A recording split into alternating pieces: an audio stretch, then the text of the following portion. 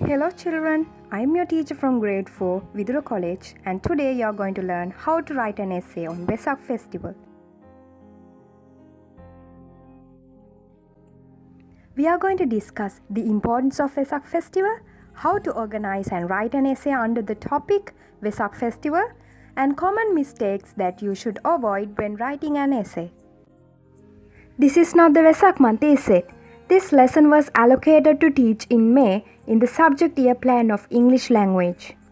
Since we uploaded the grammar lessons first, we couldn't upload this essay lesson.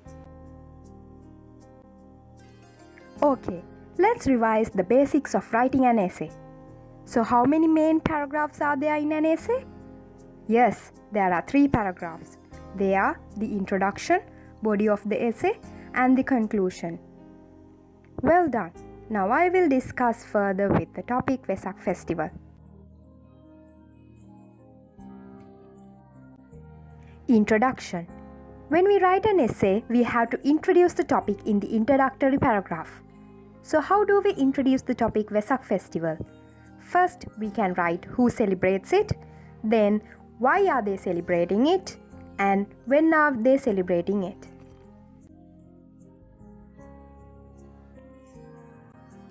So, who celebrates it? Yes, the Buddhists celebrate it. Why do Buddhists celebrate it? We celebrate it to commemorate the Themagula. As it was on the full moon day in the month of Vesak, Prince Siddhartha was born, became enlightened, and attained Mahaparinibbana. Therefore, the full moon day of Vesak is celebrated by Buddhists, honoring these 3 important occasions of the life of the Buddha. When is it celebrated? Yes, the month of May or the Vesak month. Okay, now we have introduced the topic. Next we have to write the body of the essay. Please listen carefully since you will have to write the body of the essay in the essay on your own.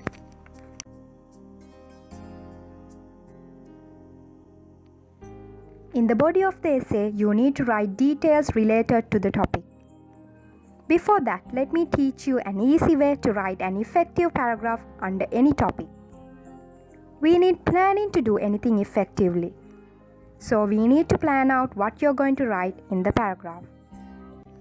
Have you ever heard of a mind map or a spider diagram?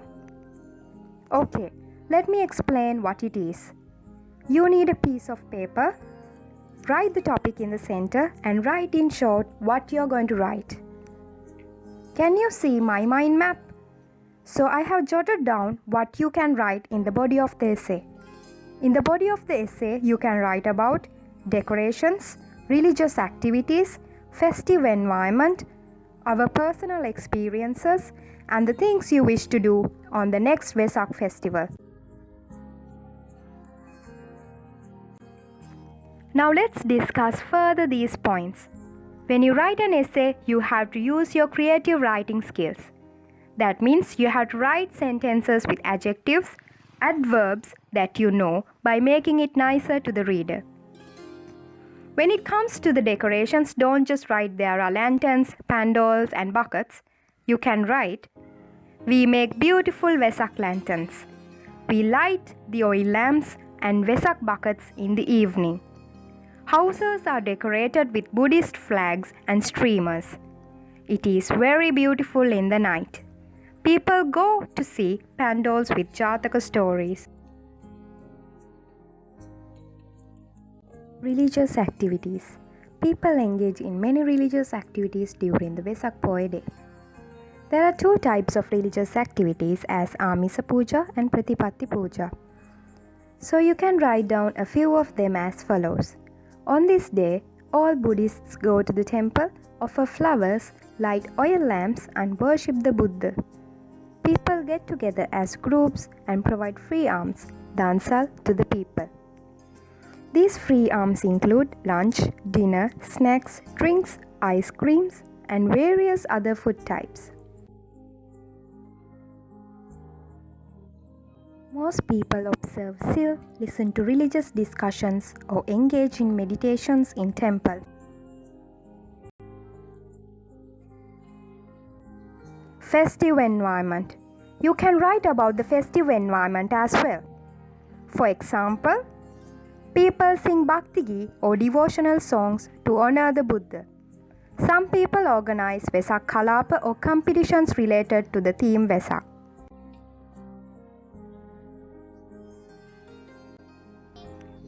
Earlier we discussed the common things that we can see or do during Vesak festival.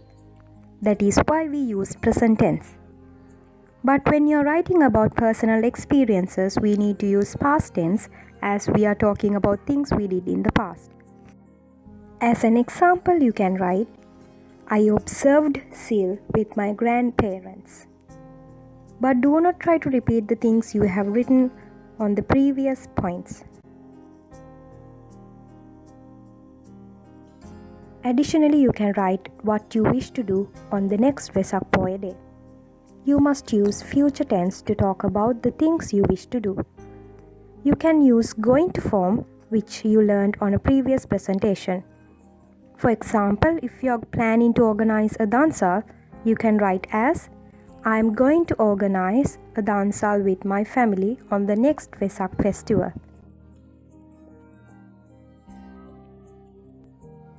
Finally, the conclusion. Now we have to summarize what we have written.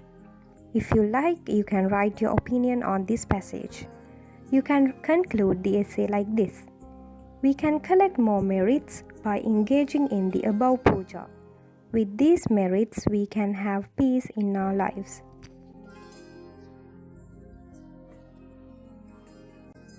Now let's see the things you need to avoid when writing an essay. Don't just list things down. Write creatively using beautiful words. Use correct tense for the correct time period. When you are referring to things happening regularly, you should use present tense. When you are referring to things you did, you must use past tense. Whereas when you talk about things you wish to do, we have to use going to form or the future tense. You should avoid careless spelling mistakes and you should write the essay with nice handwriting. Here's a model essay on Vesak festival. Write the body of the essay on your own in your essay book. You must write about 75 to 100 words in your essay. You can draw a picture as well in the corresponding page.